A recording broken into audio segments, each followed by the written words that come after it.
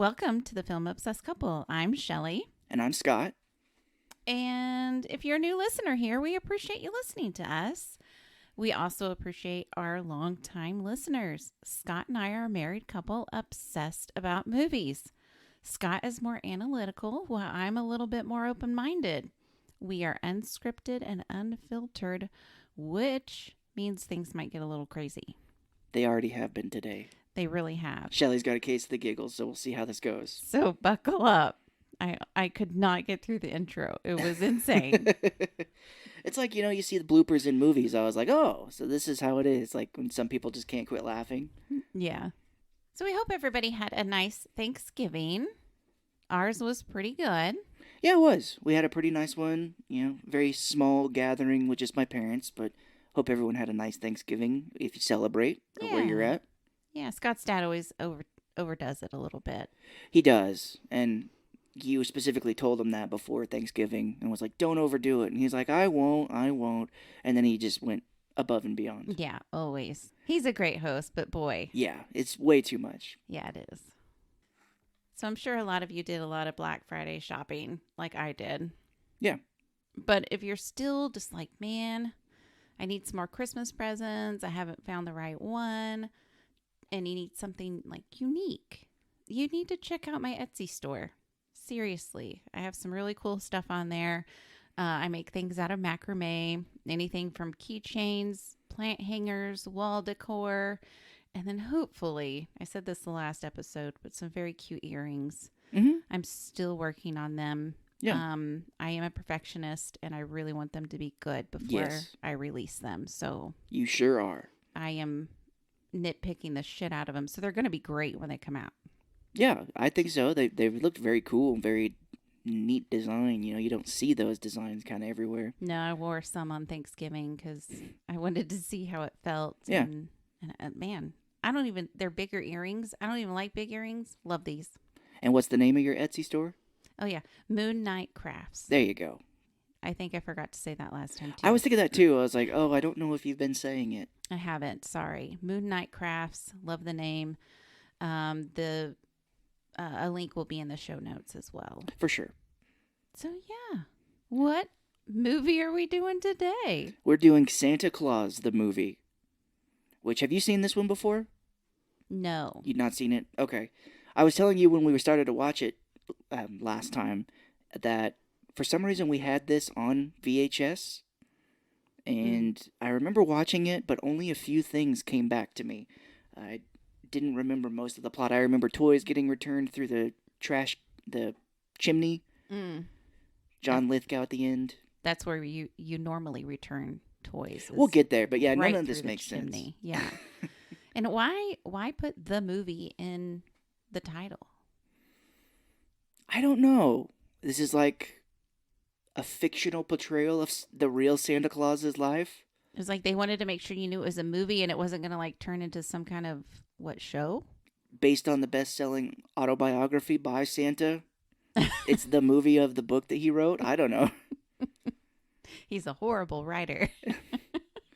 Well, this Joe and I didn't have a relationship like that. They fucked that up in the movie. They make it weird, but it's totally fine in real life. Joe and I are very close. Aww. Very close. When I was younger, I always thought it was just Santa Claus. I didn't even know about Mrs. Claus until later. Really? Yeah. Yeah, I knew about Santa Claus for a while. And spoiler, hopefully I don't think there's any kids that listen to us. I hope not. Yeah, it's not E for education, it's E for explicit. If so, get off. Go do your homework. Yeah. Maybe not at the moment because they're probably still in Thanksgiving weekend. Oh, maybe. Well, go read a book. Yeah, don't listen to this shit. Yeah, this is awful for you. But I think I believed in Santa up until 10, 11 maybe. Because I was telling you while we were watching it, I would always wake up super early for Christmas. I would be so excited. Yeah. So I keep running into my parents' bedroom being like, is it time? And they're like, it's 9:30. And so eventually they were like, let's just open all the presents Christmas Eve. But one year I woke up super early and the presents weren't there. And I ran into my mom's room because my dad threw papers. And I was like, Santa hasn't come yet. And she's like, go back to sleep for a second. And then I heard a bunch of noises and banging and stuff, and as she was like, okay, come back out, and there was a bunch of presents under the tree. No surprise. She's like, Santa came, you missed him, I was here, I saw it. So that year, my dad was like, do you want to know who Santa Claus is? And I was like, sure. And he goes, it's your mom and I. And I was like, oh, okay. Well, that's good. Yeah. But you were saying that you didn't do that, you think? You don't think your parents did that much? I don't ever remember being told that Santa Claus wasn't real, so I just found out when we watched this movie. Something about that doesn't sound right. I was devastated, and I am sad that Santa's not real. Yeah. Well, you know, the Easter Bunny and everybody else is still fine, though. Well, speaking of the Easter Bunny, that is what I remember. My dad and stepmom told me was not real. Okay. And I freaked out because like Easter baskets are like amazing. Yeah. They have so much candy and it's so fun. It's almost like Halloween. And you get a little stuffed animal with it usually, a little toy, you know. Mm-hmm. Loved them. And then when I found out that he wasn't real and he was never going to give me anything again, I got a little upset. See, that's what's crazy to me. And listen to the past episodes to hear our issues with your parents. But, you know, even when my parents were like, oh, yeah, Santa, Easter Bunny, Tooth Fairy, they're all not real. They were all murdered many, many years ago and we kept their spirit alive by pretending. But I would still get, like, Easter baskets and stuff. Yeah, that's good. The Tooth Fairy was phased out. Yeah. And I could kind of understand it. It's really expensive. We had a large family at that time with my step brother and sister and then 2 older brothers. Oh, yeah. Five kids. That's a lot. Yeah, that'd be kind of hard. It was just my sister and I. And so it was a little easier. But the funny story behind that is when my parents broke the news to my sister about, you know, there's no Santa, she started freaking out. And then they were like, oh, and we're the Tooth Fairy. And she's like, the Tooth Fairy's not real either. Aww. So it's like, you know, she didn't believe. They're like, well, that one's not fake, but the Tooth Fairy's still real. Do you think it's good for parents to basically lie about things like that?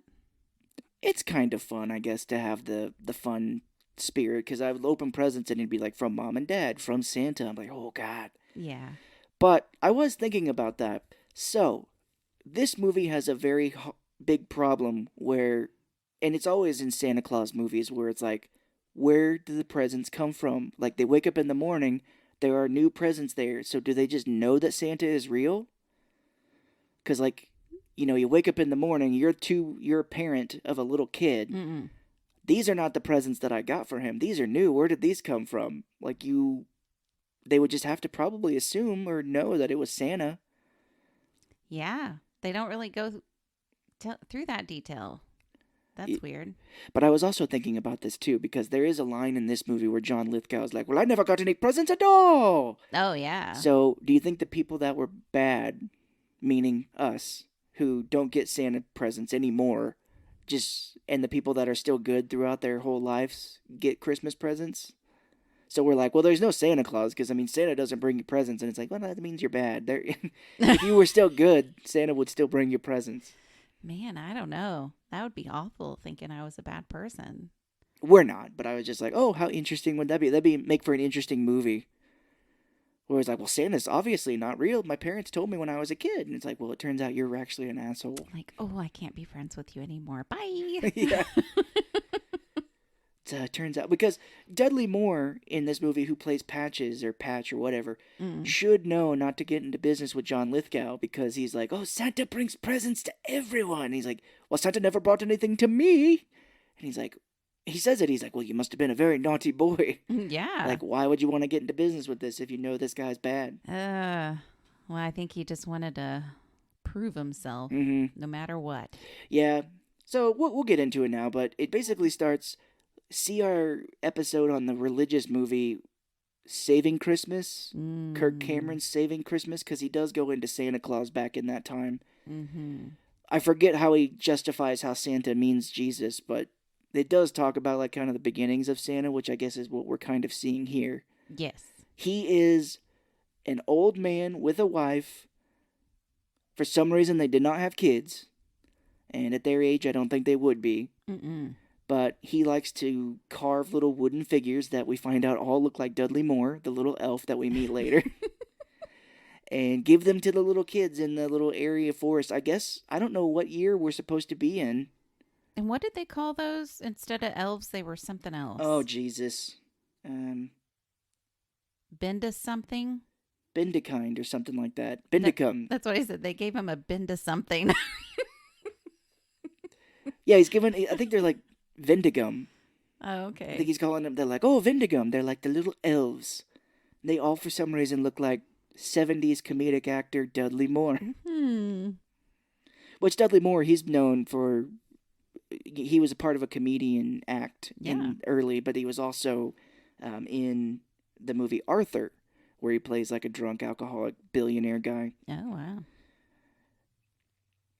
But he likes to travel, Santa Claus does, and he is just known as Claus at this point. Nice. Yeah, and I don't know what his wife's name He's is. German. It's set in Germany. Klaus. In the 700s. I don't know.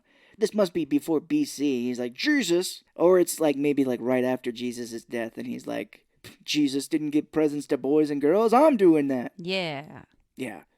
So he likes to give carvings out to little kids. So after he does that, he's like, huge snowstorm going on in this little village right now. And he was like, well, come on, Mother, we have to go. We're going across the forest to give toys to the other kids. Did he call her mother? I don't know. It always worries me. I'm like, whoa, that is some deep psychological problems. I think call your wife mother. Well, I think John Lennon called Yoko Ono mother or mom or mommy or something like that. Oh dear, mommy's worse. Yeah, it's very weird when people call each other mom or dad. Like I know like there was a time where like girls would call their boyfriends daddy. That's still a thing now these days. You see that online and stuff. It's weird. Oh, it's so weird. Yeah, it's very strange. Anyway, moving on. And cut that. And we're out of that section now. They're going through this huge snowstorm. Yeah, totally realistic. I was like, man, that is a snowstorm. Yeah, it looks like they just put like white over the film or something like that because it's almost like they're not even in it. You know, it's like when you see movies today where it's raining and then no one's wet. Yes. Yeah. It's like they're in a huge snowstorm, but you don't see anything on them. I was wondering if these reindeer were real, which apparently there are some, but most of them were animatronics. Yeah, that's what it looked like to me. Because these poor things are slipping and sliding all over the ice, and then everybody dies. You think that You ruined it. Well, you think that that's a joke, but no, everyone dies. Like the reindeer lay down and close their eyes, Mrs. Claus closes her eyes, and Santa. And it's like they're in this huge, freezing snowstorm, and they all pass out. You know, if it was real life, they'd be naked. Because that's what hypothermia does to you. When it gets so cold. Gets you naked? Yeah, you feel hot. I'm serious. It's a thing. Well, people could take their clothes off? Mm-hmm. Oh, I see. Okay. Yep. I was just like, how does hypothermia get your clothes off? Yeah. You just got to get me real cold, baby. Well, I have heard that before. Yeah. Of people climbing in mountains and stuff like that. And they're like, oh, I'm not cold anymore. I feel fine. Yeah. And sometimes they get overly warm, so they start shedding their clothes. And so they really didn't think this through. Yeah, well, it was the 80s. I don't know if they knew as much about hypothermia as they do now. Maybe they did. I don't know. Or maybe they were just like, this is a kid's movie. We really can't take their their clothes off. That would be an interesting movie. Santa is watching in the audience. He's like, well, in my book, we took our clothes off. They found me inside Mrs. Claus. Whoa. He cut her open like in Star Wars to get inside of her. Jeez. Wait, they did that to the reindeer. Sorry, they did that to the reindeer. Oh, see that? Okay, I could make sense out of that. The cops are like, yeah, when we found Santa Claus, it looked like Mrs. Claus had been eaten, but he said he didn't know what that was about. Ooh.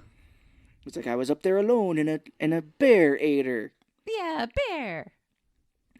So they die. I mean, there's no other way around it. They die. Yep. And they go to hell. Absolutely. Because a star, the North Star, I'm assuming, starts glowing. And all these tiny, in this one scene only, tiny people come out of the forest.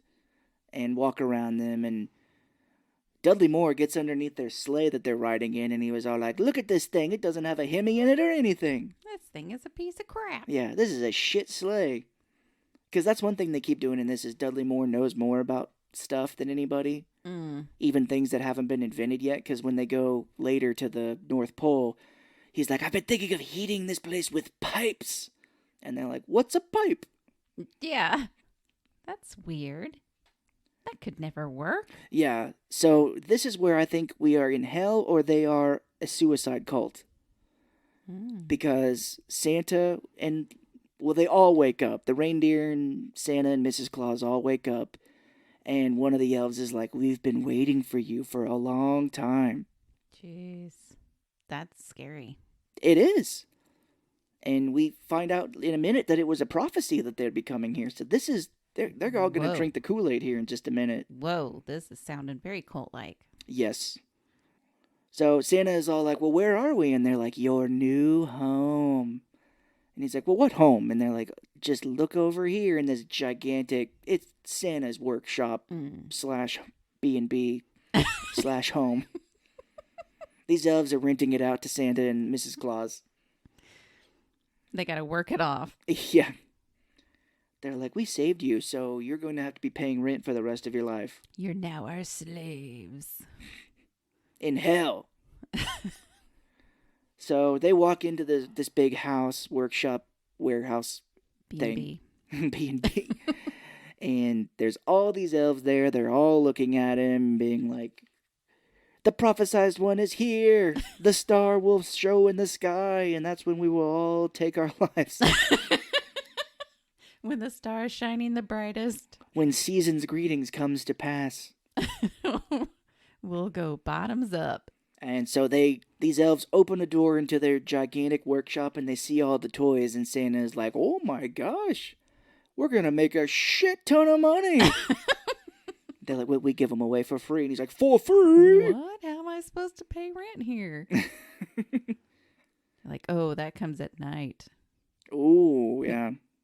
And this is, again, where we get into kind of like, are they in hell type thing? Because they're like, "These are for the children that you're going to be delivering." And he's like, What?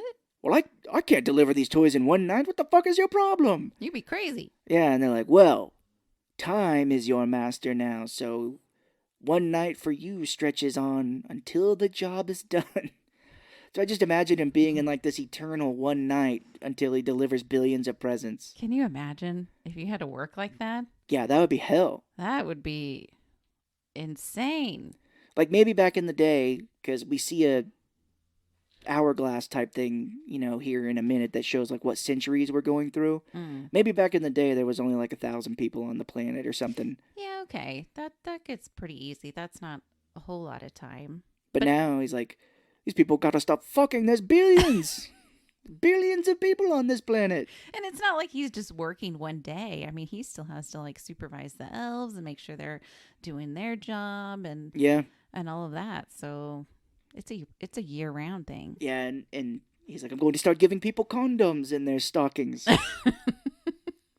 And he's like, well, I can't live and do that forever. And they're like, "You're going to live forever if you drink this Kool-Aid. Mm-hmm. The comet is coming." It's cherry flavor, your favorite. Yes. There's a very funny moment here where Santa can't sleep in this cupboard that they're in. Yeah, it's so weird. It's like a weird cupboard, but Mrs. Claus, you do hear her be like, "This is the most comfortable bed I've ever been in." Mm-hmm. Which, I mean, back in those days, it wasn't much to beat, because I'm sure it was like straw that they were sleeping on, or the hard floor. Yeah. And it was like, this is great. This beats the outside rocks all day. Yeah. For sure. He's like, "Well, this beats the wet hay that we've been sleeping on, and the rock I've been using as my pillow for the past 3 years. And this rash I can't get rid of around my junk." It hurts when I pee." This is going to be great.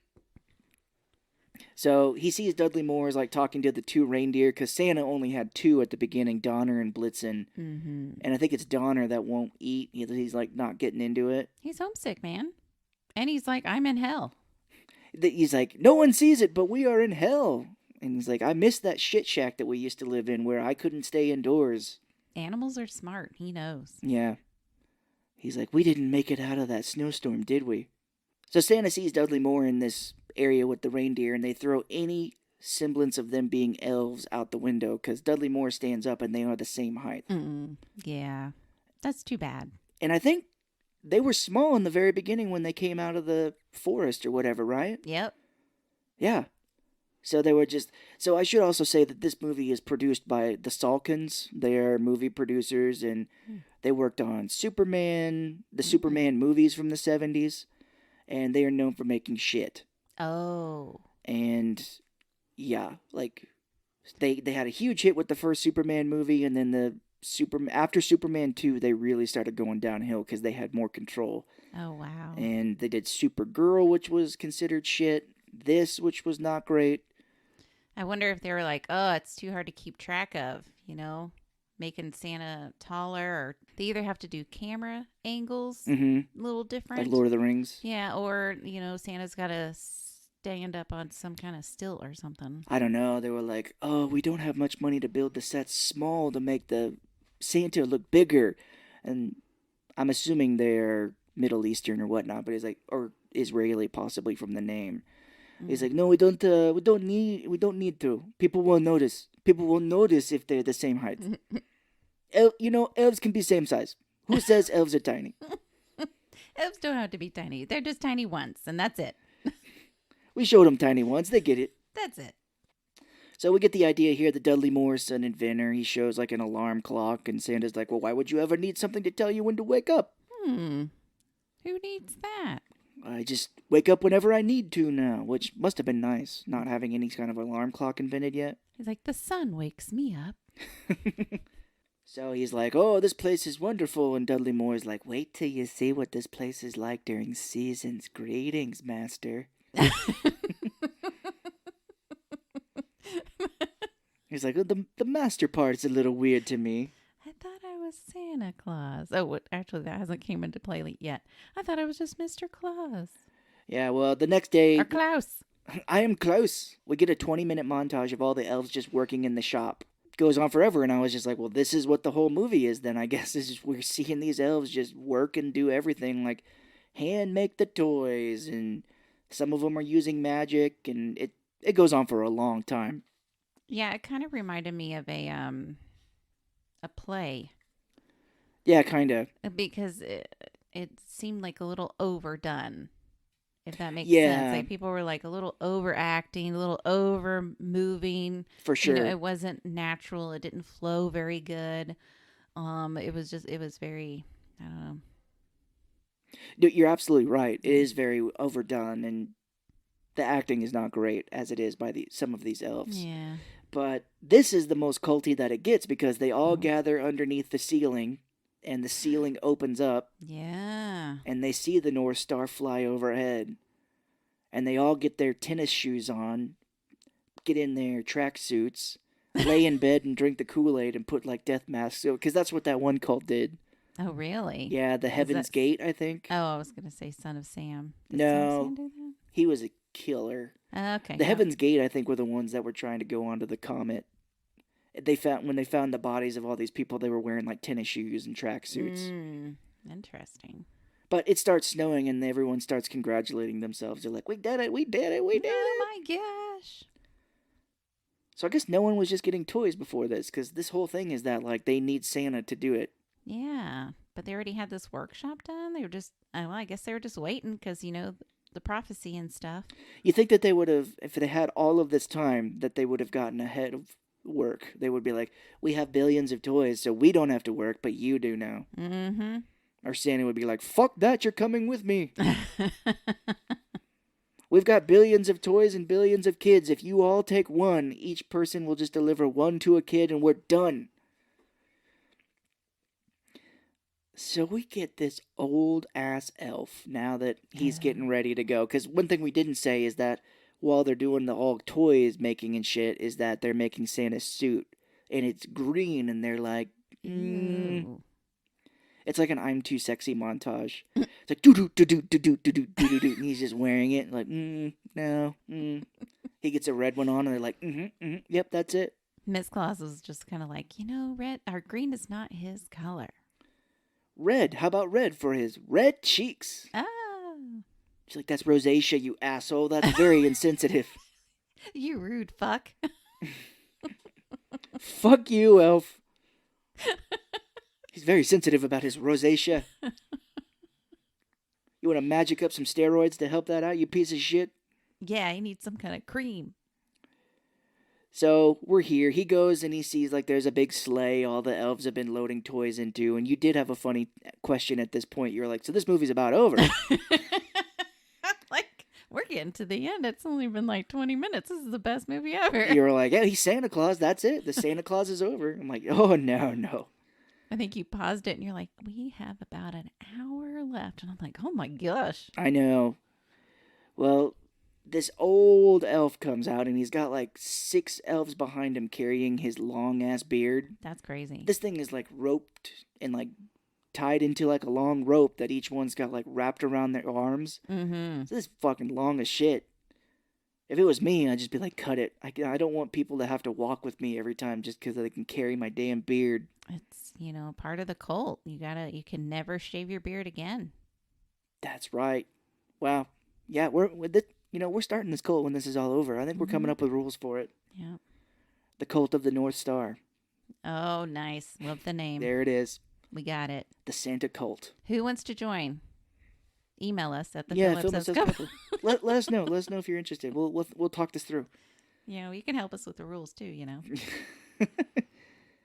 So this elf, he's played by Burgess Meredith. He's been in a ton of things. He was the Penguin in the 1960s Batman. Was the old dad in Grumpy Earl and Grumpy Old Men. Wow. But he's like, he only has like 4 lines in this movie. He's like, the prophecy has come true. He's like, you were prophesied to us, a man who has no children, who is married, who is severely overweight with red cheeks. Rosacea. I can't say it. A beard of varying degrees. White hair. He's like, and be married to a woman of similar age. Will come to us. And I was like, oh shit. Like, we could be Santa Claus at one point. Because he doesn't say, of course, all that shit I went through. He was just like, a man with no children. I was like, oh God. Are we going to become Santa and Mrs. Claus when we get older? That's hell. I hope not. You know how I love kids. Yeah. You don't. That's how you love kids. This would be a nightmare for me. Yeah. Just around elves the whole time. But the next part really counts me out because he's like, he will be an artisan, a man who can make things with his hands. And I was like, woo, we're not going to be. Not an artesian? Artisan? Hey. Isn't artesian something? I think that where they make food. Food, yeah, something like that. Yeah. But he was like, they will give toys to kids all over the world. And he gives the okay to Santa, and he's like, well, how am I going to do this? And they're like, well, the reindeer are going to fly because we're going to dose them with LSD right now. Oh, yeah. And it's like, they'll think they can fly at least. And the way you can tell is because it's sparkly. Yeah, they feed it to him. And then he's like, ho, or whatever. Is that what he tells Joe earlier? No, it's, fuck. Yo? Yo, that's it. Yo. He's like, yo! Because it's New York City. Well, that's the only place Santa goes to in this movie, pretty much. One thing I wanted to mention is that the elder did dub Santa Claus at this point. He wasn't Santa Claus until now. Gotcha. Yeah. But now he is Santa Claus. He knights him as Sir Santa. Mm-hmm. And Mrs. Claus is like crying her eyes out in the corner, like, I'm so proud of you. And I was like, this would be very strange. No, she's crying because he's leaving and she's stuck with all these assholes. I'm going to have to be their mother. She's like, I didn't want kids, god damn it. Do you know how they eat? They breastfeed. They all just breastfeed. My breasts are too shriveled for that. Well, that's the crazy thing is there's no women here. No. And there are no people of color. Oh, shit. So that's why I'm like, is it a racist cult now? Oh my gosh, our cult is not like that. Mm-mm. Santa's like, I've been looking around the shop and these swastikas around the place are really bringing me down. Well, Santa, anybody's welcome as long as you're of the pure race. Our North Star cult is going to be open to everyone. Just so you know. And it's like, is there a way out of this? Did I sign the contract by coming in these doors? Because I don't think we only see a black person once in this movie, and it's when it's at McDonald's and the little kid's looking in. Otherwise, I don't remember seeing any black people because it's like New York, the most diverse place. You want to know what languages we really didn't hear very much when we were in New York? English. It's true. There were people of all kinds there. I mean, in this movie, they're like, we're in New York with no people of color or ethnicity. Yeah, that is true. Yeah, that was awesome. So we get another montage here of the centuries passing by, and we see a little kid writing a letter to Santa, and it like flies up the chimney and comes to him. And I guess if you just request whatever you want in this universe, he'll give it to you. Yeah. It's like, I don't know how they make, these advanced toys that are going to be coming up. Well, here's what's really stupid about this, though, is that it seems like the elf shop only makes wooden toys. Mm-hmm. In the 80s, and when we finally get there, we see kids riding like wooden toys or playing with wooden figures. So it's like, what if you wanted a baseball glove or a baseball bat? Yeah, or a doll. Well, they had wooden dolls. They do get a doll later where he's like, well, this one pisses all over you. Oh, that's right.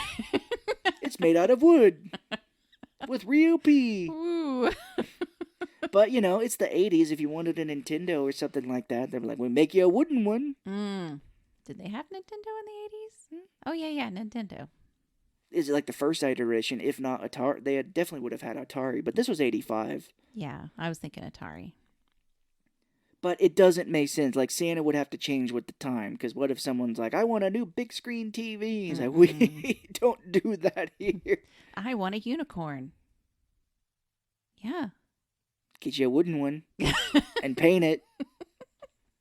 I would accept that. What about a little wooden doll or a wooden go-kart or something? Like a wooden cart. Ugh. We could make it out of wood. Yeah, these poor kids. It's like, these elves don't know how to work with electronics. We can't do that. So we do see this little boy, and I thought it was like in the French Revolutionary times. But it's supposed to just be kind of not too long after. There's a little boy, like, torturing this little cat. Ugh. Yeah. And this little girl thankfully narks on him to Santa. She's like, Santa, my brother is showing interest in killing young animals. Should we be worried? I don't know if you noticed, there was a part where she finally stopped, trying to get him from murdering the cat. Mm-hmm. And she just stares off just at nothing. And I'm like, oh, she's going to kill him. She's contemplating murder right now. That'd be crazy if she's like, Dear Santa, my brother was mean, so I murdered him. And he's like, well, she's not getting any toys. And Santa's calling the po-po. Yes. And that's what he's like, po, please arrest her. The reindeer get confused because it sounds a little like yo. Po. And his friend, like an elf, walks by and he's like, excuse me, Joe. Get low. Get low. She sends a letter to Santa and it's like, my brother is very interested in hurting animals and he talks to himself and he has a knife that he runs over his arm saying one day. Anyway, I think he's mean. I think he's going to turn into a serial killer. And Santa's like, Well, Santa doesn't want to do it at first. Mrs. Claus is like, yeah, some of these kids shouldn't get toys. And Santa's like, well, everybody deserves a toy. Mm-hmm. And she's like, no, some of these kids are mean and don't deserve happiness. That's right. Women, we have the voice of reasoning. Yeah. And he's like, okay, head elf, whatever the fuck his name was, make a list of all the kids that have been naughty. And the elf's like, do you know how long that's going to take me? And Santa's like, oh, are you giving me shit? Me who has to deliver billions of toys in one night? One night that feels like 70 years to me just to get through all the houses? Fuck you, you're going to make a list. Like, can I just make a nice list? That's going to be shorter. Yeah. But he's like, make a list of naughty kids, and he's like, and I'll be checking it twice. Wink. Boy. And the elf's like, my God, I wish I could go to the South Pole. Like, why did we save you? I keep saying, I don't think this is the real one. There may be another guy. This guy seems kind of weird. But they picked him. They were like, this is him. Like, well, he doesn't have any kids, so nobody's going to be missing him. Yeah. There is a little short scene where they're reading the Night Before Christmas poem, and there's a line in there about Santa's belly jiggling like a bowl full of jelly, and he's like, who the fuck wrote that? Who's calling me fat? Fuck them. They're not getting toys for life. Their kids aren't getting toys. Their grandkids aren't getting toys. Nobody in their heritage is getting toys. So we see him eating like vegetables the next day, and they're like, well, Santa, I mean, you're going to billions of people's houses. You're eating like 3 cookies a house. You're drinking milk. You're getting diabetes. We don't have any other words around it. You've got diabetes, Santa. Even though it's just one day, you know, because you tell yourself you're just going to splurge one day. I'm just going to have that whole piece of pie. Yeah. When I say whole piece of pie, I mean the whole actual pie. Right. And you're like, tomorrow, starting again. And you know that doesn't happen. That's what he does. He's like, I have one cheat day a year. And they're like, is it the one day where it feels like 100 years to you? And you go in and you eat like 3 cookies in every single house? That's your cheat day? That is it. We have to give you dialysis because your blood is literally sugar when you're done. The reindeer bring you in every time and you're passed out. Man, that's a life. They're like, elves, make me a huge insulin syringe. So Santa shows him for some reason at this point, he is super tired. Like, not the hundreds of years beforehand, but now he's like passing out. He almost passes out and drowns in his soup that he's eating. Yeah, which was green. Yeah, he pointed that out. It's disgusting. But he's like, I need an assistant. I am so fucking fat and tired. I need an assistant. Don't we all, Santa? Don't we all? Yes, so he calls 2 elves in. One who is like a guy who works in the workshop, and Dudley Moore. And he was like, I'll give you he's like, they're all like, Santa, I will work for you. He's like, I will get what you want done. And he's like, I don't want campaign promises. I want to see your results. Yeah. So the one other elf that's not Dudley Moore gets like a bunch of guys, and they're making toys like, you know, like a assembly line type thing. Yeah. They're all like putting it together. Old school. Yeah, and Dudley Moore gets a bunch of kids that are not legally able to work, but he hires them under the table to make his toys. Yeah. No, he builds this big assembly line type machine where it's like you put the stuff in and it makes the toy. Yeah, pretty and intricate. Spits it out. Mm-hmm. But we see as it's going, it's like putting the toys together bad. Like the screws aren't going into the wheels on the scooters or whatever. Started out real good. Yeah. Real good. The thing they did wrong was the quality check. I was going to say, no one QCs this. Yeah. Because, you know, Santa, it cuts to the end of the thing, and the other elf has like a little stack of toys that he made. And then Dudley Moore has like a shit ton. Yeah, like a huge pile. And Santa's like, well, I'm not going to QC these for any trouble. I'm already busy as it is. These look like the best, so Dudley Moore, you're my assistant. Yay, he won. You have to do things for me that I don't want to do, like keep the elves in line, have sex with my wife. He's like, wait, what was that one?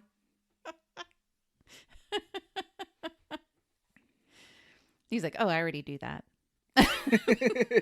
You're fine. Oh, so nothing's changing. So now we cut to... So at some point in here, Santa gets like a little snow globe, and it cuts to the little kid on the street, Joe. Which, this is not New York. This has got to be a soundstage somewhere, maybe even in England. Yeah, this is not... Because we see him on the street. There's a Santa ringing a bell for like donations, and he's drinking when no one's looking. A lot of beer in this. There's a drunk guy later when Dudley Moore comes to New York. But this kid eats a stick of gum, which I'm assuming is the only food he's got. Mm-hmm. And his name is Joe, we find out. And then we see this little girl in this super rich, wealthy mansion looking at him out the window. Yeah, and I think she likes him. Like right away. Yeah, they Yeah. don't even know each other, and they're already Romeo and Juliet here. Well, I think it's because her life is hell. Yeah, I thought this lady that she's in her house with was her mom, but we find out it's like her nanny. Mm-hmm. And she is the step niece of John Lithgow. I still don't get that. I don't know. He's like, I'm your step uncle. I'm like, so her dad was maybe her stepdad, and he's the brother, possibly. I'm guessing so. But we don't find out what happened to her parents because she's living with him. Mm-hmm. He probably murdered him, Yeah. if I had to guess. He was going to turn me over to Washington. They can't show that because it's a kid's movie, so. My John Lithgow sounded quite a bit like Santa Claus right there. It's like, ho, ho, ho. And I need to kill my brother. They're going to turn me into Washington. Washington. But after the whole assistant thing, we cut to McDonald's. And this is the one black character we see eating a Big Mac. And Joe is in looking at the window like, boy, that McDonald's sure does look great. And they've got that Big Mac value menu for $2 Mm-hmm. at your local McDonald's now, everybody. Because you know, if you eat McDonald's, it's going to stay in your stomach for like a month at least. Oh, for sure, yeah. And back at the little girl's mansion, her nanny goes off to watch TV, and she sneaks outside because she sees Joe and leaves him food and a Coca-Cola, which the label changes. I'm not sure if it was just me, but the label changes from where it just says Coke, and then in the next scene when he grabs it, it says Coca-Cola. Yeah, no. I think it changed. Yeah. So we cut to next Christmas. It's been like a fucking year. It doesn't matter. But Santa is flying, and he's like, oh, reindeer, I'm sorry. We're going to have to make a pit stop. I'm not on a tight schedule because I'm trapped in this hell until I'm done with this job. But he stops and sees Joe on the street, and he's like, please come with me, little boy. I've got some candy I would like to give you. Would you like to get into my sleigh van? This is stranger danger all over it. Oh, I put that in my notes too. It's so weird. And he teleports Joe to the roof of this place that he's put the sleigh down. And Joe sees the sleigh and he's like, you really are Santa. I'm like, this man just teleported you. Mm-hmm. You're like, that could be explained, but he's got the sleigh with the reindeer. So I'm like, okay, he kidnaps a kid, and now he's taking them into a stranger's home.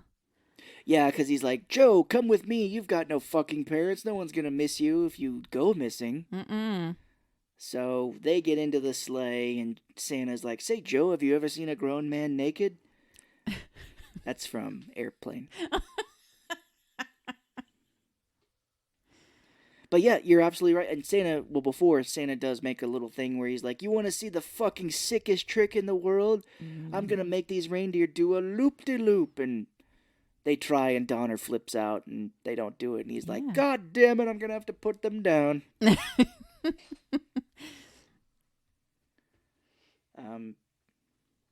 He lets Joe fly a little bit, and he's like, don't pull a 9/11 in 1985. Oh. He's like, there's the World Trade Center. Get out of the way, Joe. Joe! No. Like, terrible news out of New York. Santa Claus has flown into the World Trade Center. Oh. But you, like you said, in the next scene, Santa and Joe are just in some random person's house, and they're putting out toys for everybody. Yeah. And doesn't he let Joe eat the cookies or something? I can't remember. Yeah, he's probably like, that's for me, even though you haven't eaten in a week. The cookies are specifically for me, Joe. Yeah, no, they do. They do eat the cookies. And then they go to Cornelia's house next, and Santa's like, Joe, take whatever you want. Put them in your pockets. Put them in your pockets. And Santa is terrible at his job because Cornelia just walks in and sees him, and she's like, it's Santa. No, Joe knocked over a lamp. Okay. And she's all like, even though this house is like 5 stories tall and she probably is on the 3rd floor and they're on the 1st, she's all like, I heard a lamp break. Yeah, for sure. I'm going to go check it out. She's like, who's there? And Santa's like, cheese it, it's the feds. It's like, take this chloroform, Joe. Take this chloroform and this gun. Don't ask me what you have to do with it. You know what you have to do with it. But this is another fucked up thing because Cornelia's like, oh, Joe, I can give you some food. And Santa's like, okay, Joe, I'm going to leave you here with this little girl so she can feed you. I'll see you next year. Cornelia's like, wow. he just left you. He just left you here. He just like dropped you off and said, "Peace out. I'm done with you because you didn't want to see me naked." Weird. And Joe, I don't want to be mean to you, but is that my step uncle's watch in your pocket right there? I was gonna say, not yet. We still haven't gotten to Lithgow just yet. That's still in like 20 minutes. But we see that over the course of a year, Joe is getting beat up by other kids, which I guess they're street urchins with him as well. Cornelia is getting made fun of by ballet because she's super rich. She has to go to ballet practice. And this is where we see all the wooden toys start to break because Dudley Moore's shit is shit. Kids are crying. Yeah. Adults are mad. And they return them. They return Santa's kids. toys. The kids. They're like, you're not grateful for the toys that Santa brought you. We're returning you back to the hospital. Get the hell out of here. We cut to the stork in his workshop, and all these kids are coming down the chimney. Like, what the hell is this? This has never happened before.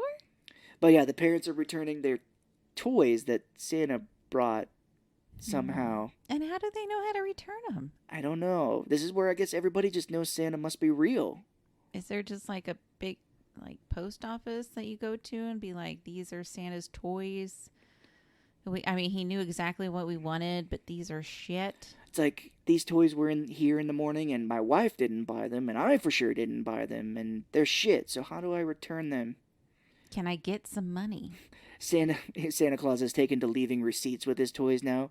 If something doesn't work, just throw it in the chimney. It was bizarre. I couldn't quite make sense out of it. So they're all getting toys returned, and one elf, the main elf that Santa talks with, is like, well, maybe we should put out a statement. And I'm like, statement to who? Do people know that you're real? So Santa's talking to Dudley Moore, and he resigns in shame, and the other elf who made shit gets promoted. And this is, talk about a real incel type moment. Dudley Moore is talking to the reindeer, and he's like, he's gonna miss me. He'll miss me.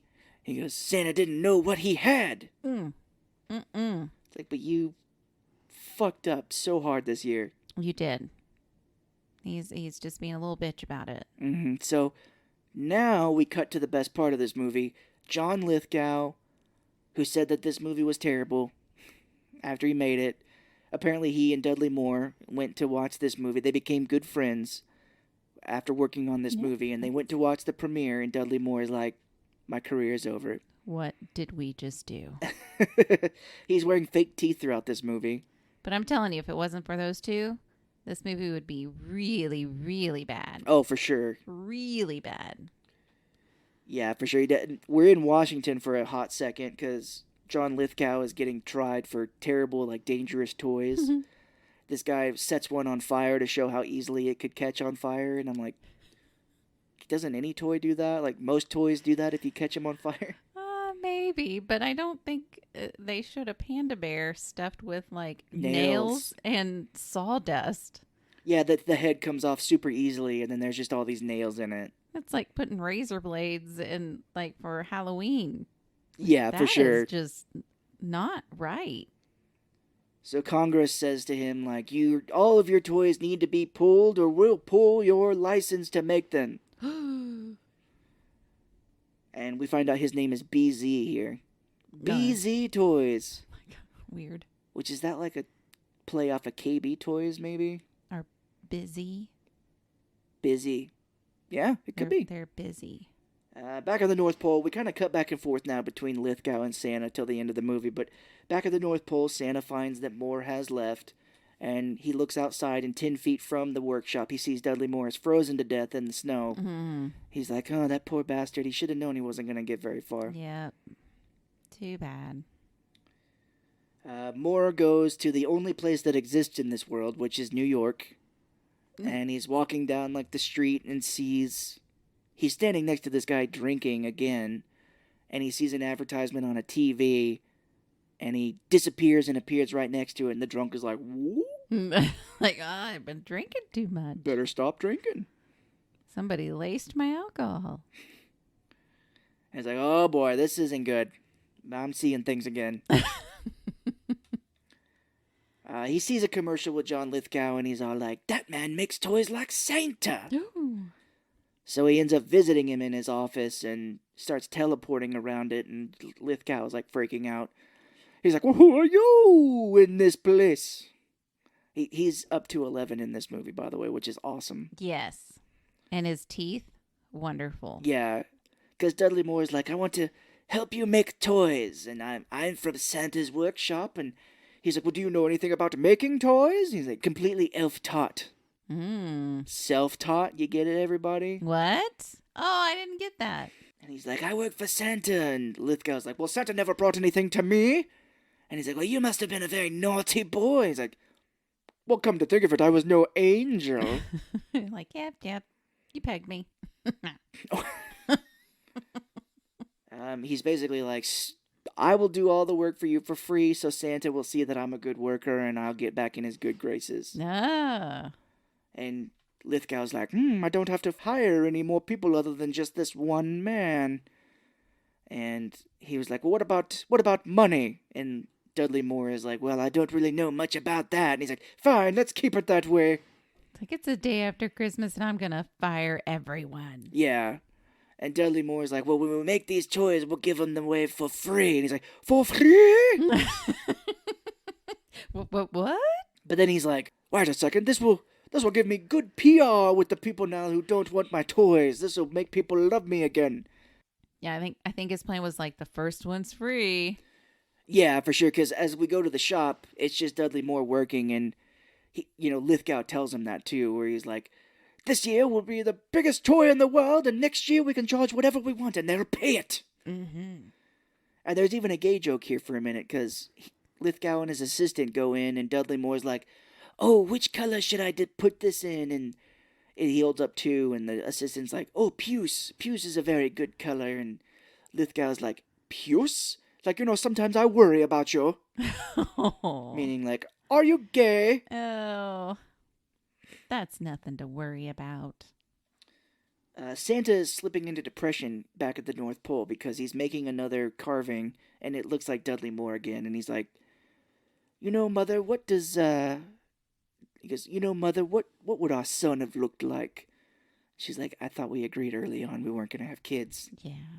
I don't like kids. But if we did. No. Yeah, he's like, no, I don't even want to think about it. Mm. Dudley Moore does a wild commercial for a lollipop that makes you fly. Oh, boy. And Santa is watching it on TV in the North Pole. How? How did he get it? Where'd this TV come from? Is it made of wood? Are the elves learning how to solder and make electronics now? What kind of magical contraption is it? I don't know, but he's just looking at it and he's like, He goes, well, I will just have to do what I'm good at this year, I suppose.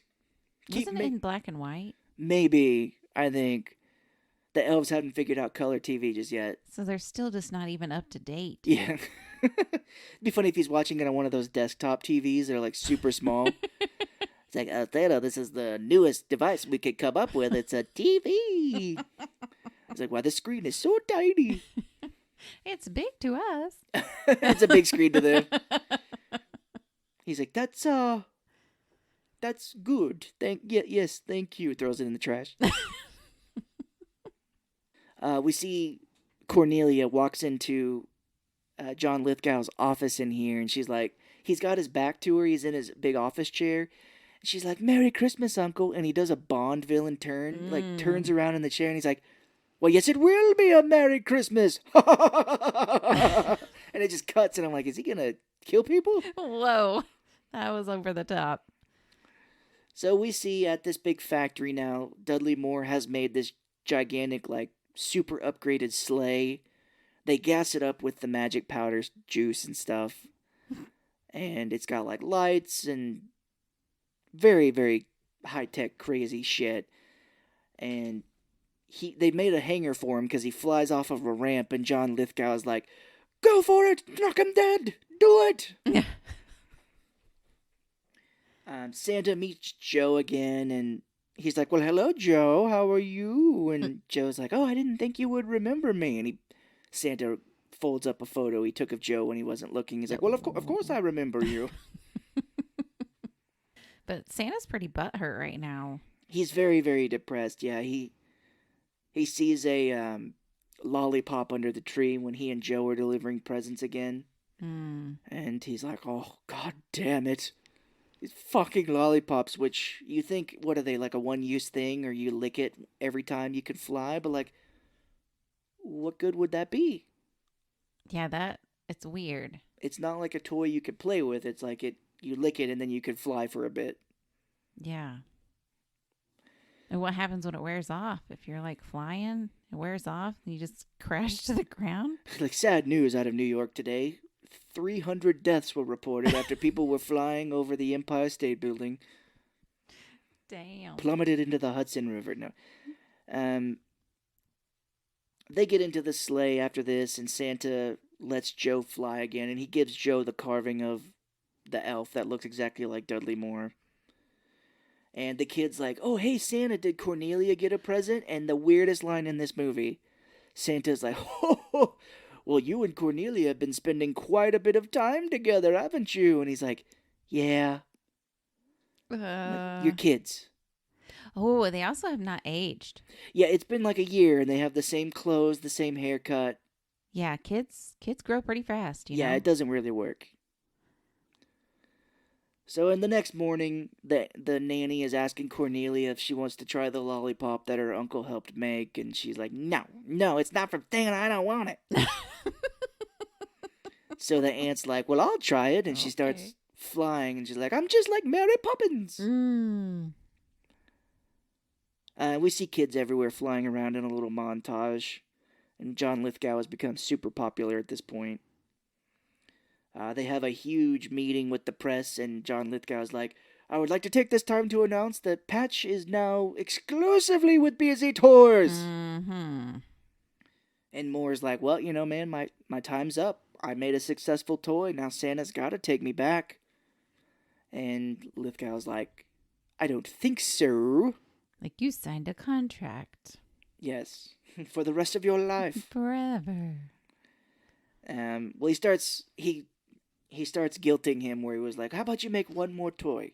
You've got to top yourself. How about you make one more toy for the kids? And Dudley Moore is like, well, I guess if it's for the kids, I'll do it. And everything for the kids.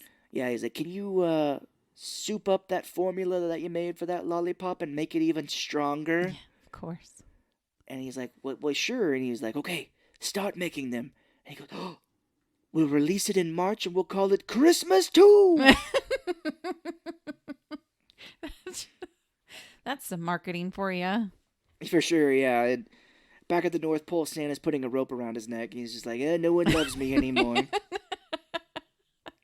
He's like, they don't even let you say Merry Christmas anymore. It's Happy Holidays. Oh, no. So we're back at Cornelia's house, and Joe like runs up to the window and does this weird whistle where his mouth doesn't match up. It's like, and when he's making it, he's roaring. Like, ah. Okay, so I don't know if this will be very funny, but when that happened, I about died. But it reminded me of something. I'm like, I know I've heard this before in a movie, and I think this was it. Have you ever heard that movie Splash? Mm-hmm. Yeah. Let me see if I can play it. It's hard to say in English. Well, just say in your language. All right. My name is... That's exactly it. That's exactly it. And the little boy's making like a little whistle. He's like, and you get it. She's like, that must be Joe. Yeah, so she's like, that's Joe's secret whistle. It sounds like a dolphin. Yeah, well, he comes in and she's like, Joe, you're burning up. And he's like, yeah, I just got to shake this. I'm like, how do you shake it? Like, have you done this before? This is kind of sad. Yeah, he's like 10 years old or less. Yeah, I mean, he should be in like an adoption agency or something. I don't know. He's got like a little Orphan. newsboy cap on too. Mm. Because Santa, when he first sees him, he's like, beat it. I don't need you, yo. Well, he's in New York. He's got to be mean. Yeah, he definitely does. She's like, Joe, you can sleep in the basement. Not in any one of the 300 other rooms that we've got in this mansion. Yeah, and don't worry about the lock being on the outside of the door. It's totally normal. Yes, for sure. That John Lithgow doesn't put kids down there and lock them in Yeah. for any reason, no. I'm not going to hold you captive at all. Be crazy if this whole thing was just a scam so John Lithgow could, like, eat him later. She's like, Step Uncle, I found another one for you. This is fantastic. I think you've made that reference before where somebody lures somebody so somebody else can, like, murder them. Yeah, I messed up. I got problems. I know. That's why I love you. So they're down. You think that this basement, because she's like, oh, you can stay down in the basement, and you think it's going to be nice. But they go down there, and it's just like a shit regular basement, and he's, like, sleeping on the floor. It's like a storage area or Yeah. something. He's going to get worse. He was like, I thought when you mentioned your basement that your basement would be nice, but Yeah. this is shit. Maybe even have a bed. I'm going back outside to die. But they start hearing, because Lithgow's assistant comes in and starts talking, and Lithgow's like, it's 3 a.m. But he's like, we have to talk. He's like, we're fucked on these new lollipops. He's like, he was making so many of them that we moved them to the other side of the warehouse, and that just happened to be near the heat, and they blew up. They killed 300 people, and Shit. they killed 300 more people, and he's like, oh, the candy canes are gone? Well, yes, but people are also the candy canes. Oh, no. Let's focus on what's important. He says something to the effect of like, oh, we're going to be so rich, the cash is coming in so fast you'd think we're printing it. No. And he's like, I'm going to be the next Santa by next year, and Joe just can't keep his mouth shut. He's like, you're not going to be Santa. Santa Claus. You're not Santa Claus. And he's like, take this little boy away. And his security drives this guy, but he doesn't know that Cornelia is still in there. And that's when she overhears the whole thing of like, these lollipops are bad. They've got too much junk in it. People are ODing on the sides.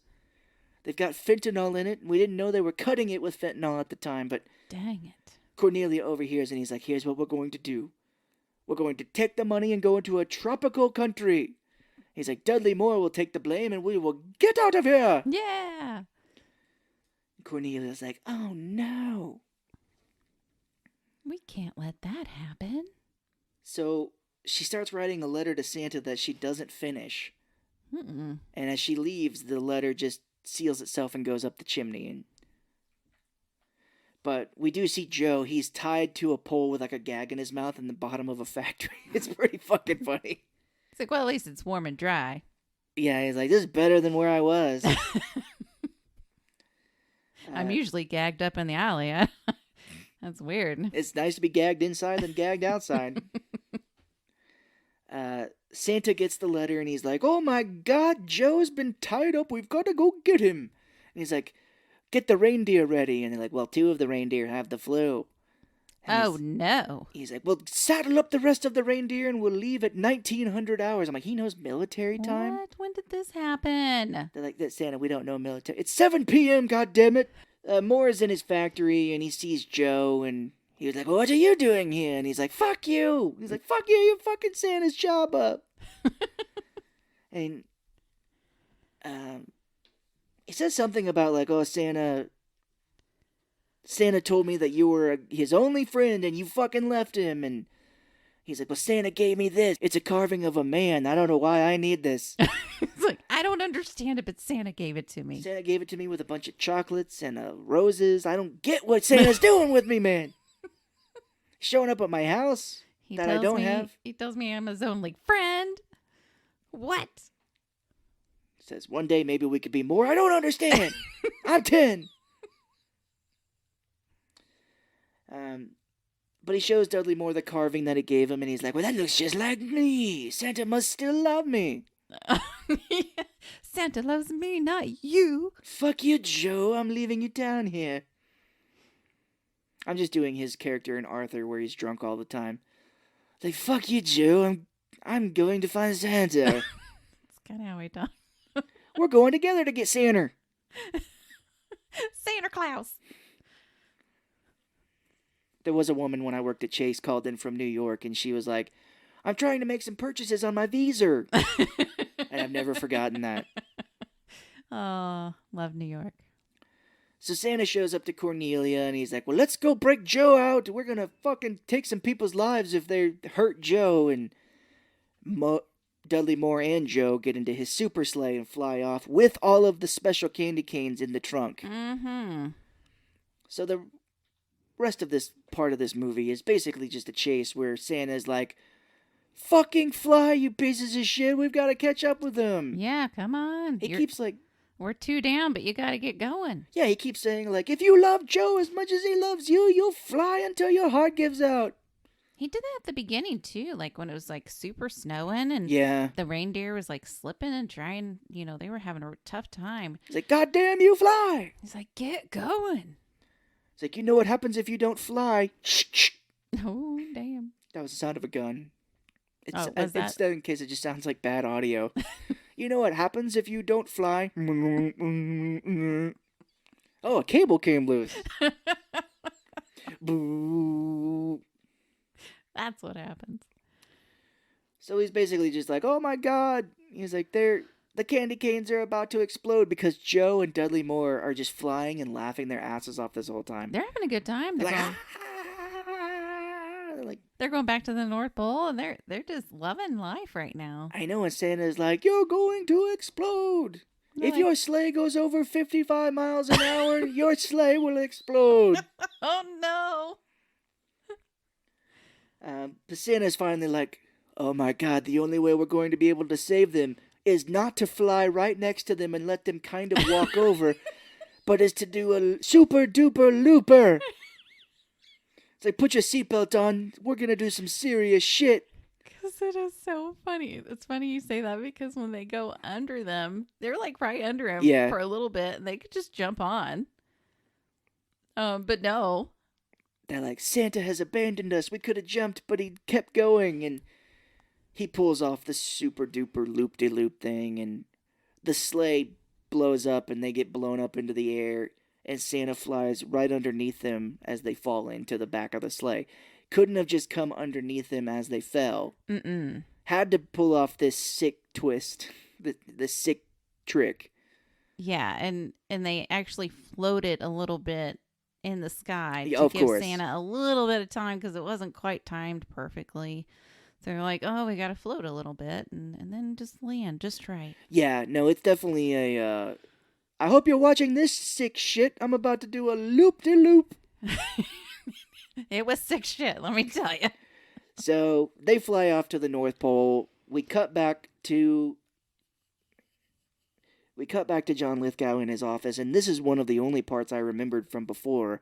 The cops are here to take him down. Oh, gosh. Because I don't know if we know why.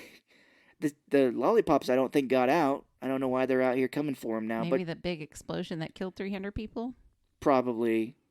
And They then- they do have his bodyguard in handcuffs, so maybe the bodyguard told him about the little boy. maybe. Which, Oh, yeah, the whole kidnapping thing, yeah. I mean, a super wealthy person getting arrested for hurting a little child, that's fucking fantasy these days. How would they even know about the little kid anyway? He's an orphan. I don't know. Yeah, and that's another thing that's unrealistic. They'd be like, oh, you killed an orphan? Basically, you got another poor person off the street. Thank you, rich person. Here's more money. But he sees the police are coming, and they're outside his big office door, so he eats all of these candy canes he's got, and he jumps out the window to fly, and he, like, floats up, and it's like a doll. He switches to a Yeah. doll that just floats up into the sky. Higher and higher and higher. He's like, I regret nothing. Because I think he was like, they'll never take me alive. I don't know if he actually said that, but I kind of had that feeling. Yeah, for sure. Well, we cut back to the North Pole. Santa and all the elves and Joe and Cornelia are celebrating, and they're like, can we stay here at least until next year? And Santa's like, sure. And Mrs. Claus is like, God damn it. They just kidnapped 2 kids. Well, that's the thing, is that Cornelia, her step-uncle, has just floated in the sky to his death, which I would love to see that police report. Yeah. And then he floated into the sky dying, I'm assuming. You ever seen a balloon do it? It was the same fucking thing. He'll fall down eventually, I think, I but don't he'll burn know. up in the atmosphere, so we'll never see it. It'll just be like little. Yeah. And so her uncle's gone. Her nanny, doesn't really have much love for her. And then True. Joe has nobody. So Santa Claus can bring these kids to work. Man. He's like, you have to earn your keep while you're here. So get to fucking working. They're part of the cult now. And then the right hand man elf is like, looks like I'm gonna have to start being a school teacher. And the kids are like, school. Oh no! And that's one of the last lines because we cut to John Lithgow in space, and he's like, "What's happening? What's happening to me?" And then we get the song at the end, and it's like, "It's Christmas." We turned it off. I'm like, nope. Yep. I was doing that for a while. I was like, "It's Christmas." Turn it off. Turn it off. It's done. We don't want it. So, what did you think of this movie? It was kind of boring. It was boring. I don't remember thinking it was the best movie ever when I was a kid either. We just for some reason had it on VHS. The only good part of this movie, I feel, we didn't talk about it actually before I say this, is Santa Claus is played by David Huddleston, who is the Big Lebowski. The real Lebowski, Jeffrey Lebowski, the rich guy in the wheelchair in the Big Lebowski. Nice. He's okay in this movie, but John Lithgow is the only reason really to watch this movie. Yes. He's amazing. Yeah, I agree. He did a really good job. Super boring. I was ready for it to be over in the first 20, 30 minutes. as you called out, you're like, is this over? Yeah. But it was decent. So we really appreciate everybody for listening. If you want to support us in any way, you can tell a friend. You can follow us on Facebook or Instagram. Just look up The Film Obsessed Couple. You can also email us, thefilmobsessedcouple@gmail.com, if you want to join our North Star cult that we're going to be forming here soon. Yeah, stay tuned. Yeah, that's to come. And yeah, if you make a comment on any of our postings, we will shout you out. You don't have to be a business. You can be anybody, but we'll shout you out. We haven't had any comments for a while, so we would love some of those.